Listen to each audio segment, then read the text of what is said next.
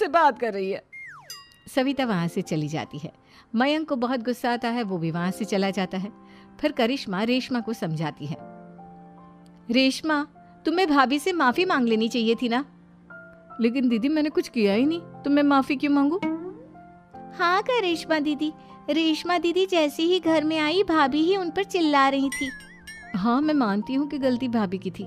मैं तो इसलिए बोल रही हूँ कि भाभी ने माँ को तो पूरी तरह अपने वश में कर लिया है। वो हमारी बात सुनती ही नहीं। मयंक भैया हमारे लिए हमेशा खड़े रहते हैं, इसलिए उनकी बात का मान तो तुम्हें रखना चाहिए था ना। कोई फायदा नहीं दीदी, कुछ दिनों की बात और है, भाभी उन्हें भी हमारे खिलाफ भड़का देंगी। फिर वो भी माँ की तरह हमारी किसी बात का विश्वास नहीं करेंगे। इसी तरह सविता अपनी तीनों ननदों को किसी न किसी बात पर परेशान करती रहती थी। एक दिन मयंक अपनी तीनों बहनों के लिए गिफ्ट लाया। क्या रेशमा, ये तुम्हारे लिए हार का सेट, रेशमा तुम्हारे लिए सुंदर सी ड्रेस, और मनीषा तुम्हें किताबें पसंद है ना, तुम्हारे लिए किताबें लाया हूँ। थैंक यू भैया। थैंक यू भैया। थैंक यू भैया। करिश्मा, तुम्हारा नेकलेस कितना सुंदर है, ये भैया कहाँ से ले आए होंगे? मैंने भैया को 3 दिन पहले फोन पर ये डिजाइन दिखाया था और आज भैया ये ले आए।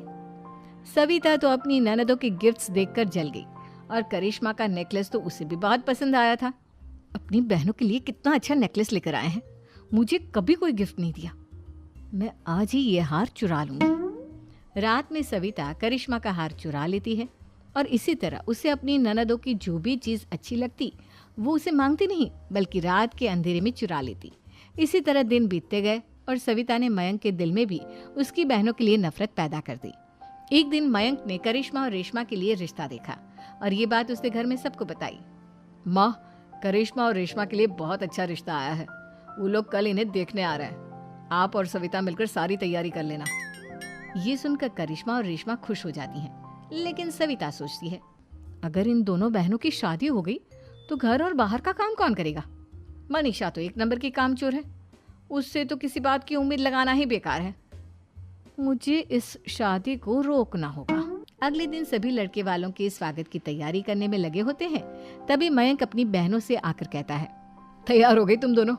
देखो दोनों लड़के बहुत अच्छे हैं, मैं कोई कसर नहीं छोड़ना चाहता, इसलिए तुम उनके सामने अच्छे से बिहेव करना, और अपनी भाभी से लड़ने मत लग जाना। करिश्मा, तुम वो नेकलेस पहन लो ना जो मैं तुम्हारे लिए लाया था।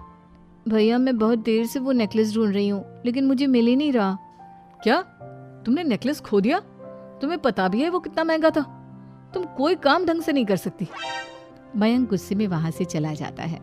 थोड़ी देर बाद लड़के वाले भी आ जाते हैं। वो